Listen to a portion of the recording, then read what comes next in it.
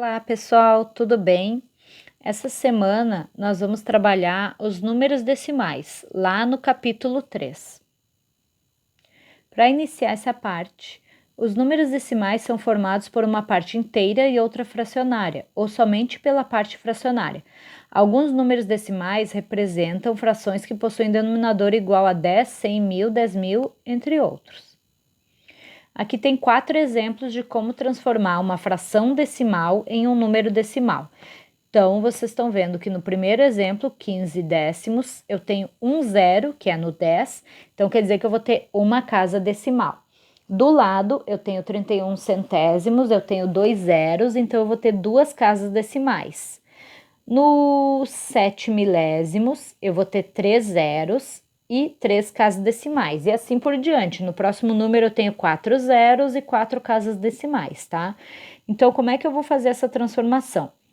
Sempre a quantidade de zeros é a quantidade de casas decimais que eu tenho. Então, por exemplo, se eu pegar 31 centésimos, tá? Que eu tenho 2 zeros no meu 100, eu vou ter duas casas decimais. Eu vou pegar a minha parte de cima do meu número, que é o 31, vou escrever ele e vou começar a contar as casas decimais sempre da direita para a esquerda. Então, como eu tenho 2 zeros, que quer dizer minhas duas casas decimais, eu vou contar 2 números da direita para a esquerda. Cada número é uma casa decimal. Então, eu coloquei a minha vírgula ali na frente do 3. Para minha vírgula ela não ficar sozinha, porque ela é obrigatória ficar entre dois números, eu acrescentei o zero para que ela fique entre dois números. Ela ficou entre 0 e o 3, tá? E assim vocês vão fazendo qualquer transformação de fração decimal para número decimal. Na parte da leitura dos números, a gente sempre tem que ler a parte inteira quando não for zero, que é a parte inicial do meu número até a vírgula, e eu vou ler a minha parte decimal. Se tiver uma casa decimal, vai ser décimo. Duas casas decimais vai ser centésimos e 3 casas decimais vai ser milésimos, tá? Então, no primeiro número, eu tenho 0,1, quer dizer 1 décimo. No meu segundo número, eu já tenho a parte inteira que inicia com 1. Então, eu vou ler primeiro a parte inteira. 1 inteiro e 54 centésimos. Eu tenho duas casas decimais, então é centésimos. No próximo número, eu não tenho parte inteira, então eu vou direto para a minha parte decimal. 218 milésimos. 3 números, né? 3 casas decimais, milésimos. Comparação de números decimais. Quando as partes inteiras forem diferentes, o maior número será aquele que tiver a maior parte inteira. Então, no meu exemplo, se eu olhar só a parte inteira, que do primeiro número é 3 e do próximo número é 1, então eu sei que o 3 é maior que 1. Então, o meu maior número vai ser o 3,7, que é 3 inteiros e 7 décimos. Quando as partes inteiras forem iguais, igualamos o número de casas decimais com zeros. O maior número será aquele que possuir a maior parte decimal. Então, eu tenho o primeiro que é 2,8 e depois 2,08. Eu posso acrescentar um zero no meu primeiro número, no final dele, né? À direita dele, que não vai mudar o meu valor. Então, eu vou ficar com 2,80 e 2,08. Quer dizer o quê? 2 inteiros e 80 centésimos, e depois eu tenho 2 inteiros e 8 centésimos. Então, eu sei que o primeiro número ele é maior que o segundo, tá? Vocês também podem pensar em dinheiro, que também fica mais fácil. Propriedade dos números decimais. Um número decimal não se altera quando se acrescenta ou se suprime um ou mais zeros à direita de sua parte decimal. Então, 0,5 é a mesma coisa que 0,50, que é a mesma coisa que 0,500 e assim vai.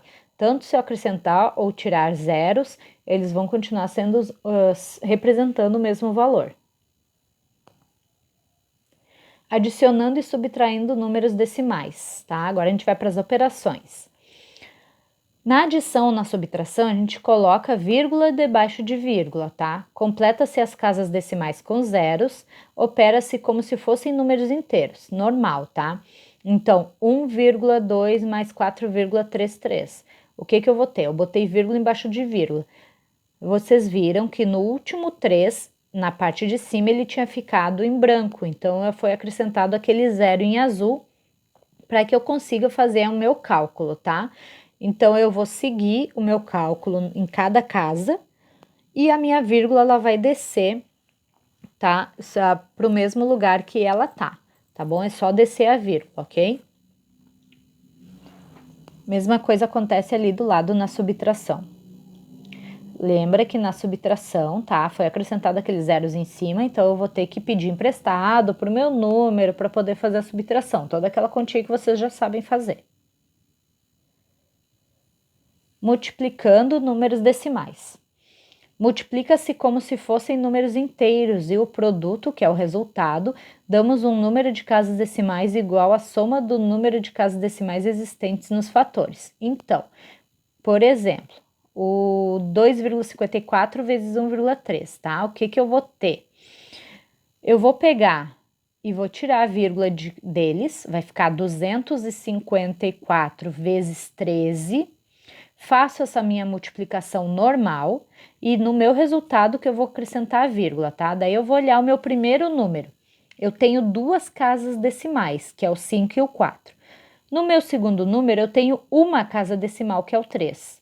Eu vou somar a minha quantidade de casas decimais, 2 mais uma, eu vou ter um total de 3 casas decimais. Então, no meu resultado, é obrigatório ter 3 casas decimais. Eu vou contar da direita para a esquerda para acrescentar a vírgula na posição correta, tá? Para multiplicar um número decimal por 10, 100, 1000 ou outro valor, basta outro valor que tenha 1 e zeros, tá? Basta deslocar a vírgula 1, 2, 3 casas decimais para a direita, conforme a quantidade de zeros que a gente tem. Então, 2 inteiros e 8 décimos vezes 10 ficou 28. Por quê? Porque eu desloquei a vírgula uma casa para a direita, tá? No próximo é vezes 100. Então, foi deslocada a vírgula 2 casas para a direita. Só que quando eu não tenho casas suficientes para deslocar ela, eu vou acrescentando zeros conforme eu preciso, tá? Na próxima, eu vou deslocar 3 casas para a direita, então por isso eu acrescentei zeros também conforme foi necessário. Dividindo números decimais. Iguala-se as casas decimais do dividendo e divisor. Retira-se a vírgula, divide-se como se fossem números inteiros. Então, eu tenho 5 inteiros e 580 milésimos dividido por 2 inteiros e 5 décimos, tá? O que que eu vou fazer? Como no primeiro número eu tenho 3 casas decimais e no segundo número eu só tenho uma, eu vou acrescentar 2 zeros no segundo número para que eu fique com a mesma quantidade de casas decimais nos dois, tá? Ficando com a mesma quantidade de casas decimais, eu posso tirar a vírgula e fazer o meu cálculo normal. Ficaria 5.580 dividido por 2.500, tá? Alguns exemplos. No primeiro exemplo, 5 inteiros e 2 décimos dividido por 2. Igualei a quantidade de casas decimais, tá? E tirei minha vírgula, fiquei com 52 dividido por 20. Vou começar por 2, porque 2 vezes 20 dá 40. Me sobrou 12. 12 eu não tenho como dividir por 20.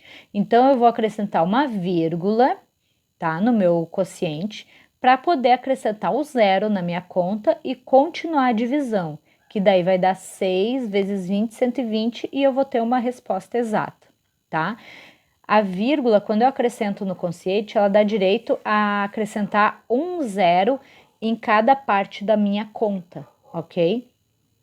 Próximo exemplo, mesma coisa, tá? Aqui eu não precisei igualar as casas decimais, porque já são números inteiros. Ficou 35 dividido por 4, 8 vezes 4, 32, sobrou 3. Acrescentei a vírgula do lado do 8 para poder acrescentar aquele zero. E continuei minha conta, 7 vezes 4, 28, sobrou 2. Acrescento novamente o zero porque eu já tenho a vírgula lá do lado do 8. Ela dá o direito de eu acrescentar um zero em cada parte da conta que eu for fazer, tá? E aí eu continuo, 5 vezes 4, 20, para chegar numa resposta exata. Nesse exemplo aqui, 1 dividido por 7, se eu for fazendo a minha conta, vocês vão ver que essa conta ela não tem fim. Então, quando a conta não tem fim, a gente chama ela de dízima periódica, tá? É uma conta que ela vai ter vírgula, mas ela vai ser infinita. Potência com base decimal. Nós temos a base e o expoente, tá? O que é o expoente? O expoente vai dizer quantas bases eu vou ter que escrever para mim poder fazer a multiplicação. Então, nesse caso, eu tenho expoente 3, quer dizer que eu vou escrever 3 bases e vou multiplicar as 3 bases, tá? A base é 2,1 vezes 2,1 vezes 2,1. Então, eu vou fazendo a minha conta. Eu posso fazer as 2 primeiras, o resultado eu faço com a próxima, e aí eu vou chegar no meu resultado final, que é a potência. Raiz quadrada de um número decimal. Aqui tem alguns exemplos. A raiz quadrada de um número decimal, que é um número com vírgula, ela também pode ser escrita como uma raiz quadrada de uma fração decimal. Eu pego o meu número com vírgula, transformo numa fração decimal e aí eu posso calcular cada um deles. Por exemplo, 1,69 é a mesma coisa que 169 centésimos, tá?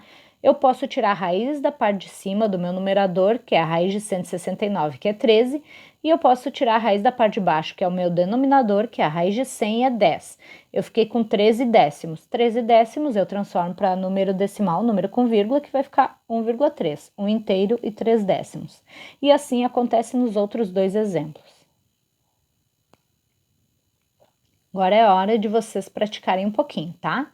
Vocês vão fazer as atividades da parte de introdução, que é a página 162, exercício 2, página 163, exercício 5, adição e subtração na página 166, exercício 1, multiplicação na página 171, exercício 1, divisão na página 177, exercício 1 e 2, potência e raiz quadrada na página 184, exercício 1, e vocês vão completar a página 190 e 191, que é um resumo do capítulo, tá? É aquela parte que vocês têm, que tem de resumo, tem que completar com algumas palavras-chave, tá? Que tá dentro do capítulo. Vocês vão dar uma olhadinha, procurar dentro do capítulo a palavra-chave para completar essas páginas, tá? Essa aí vocês vão lembrar porque vocês já fizeram várias vezes com a prof, ok? Depois que vocês fizerem tudo, vocês podem fazer no livro ou no caderno de matemática, vocês enviem foto para a prof, para o meu e-mail, profpatriciapinho@hotmail.com, ok? Um abraço para vocês, espero que vocês estejam se cuidando, a prof já tá morrendo de saudade. Beijo, galerinha!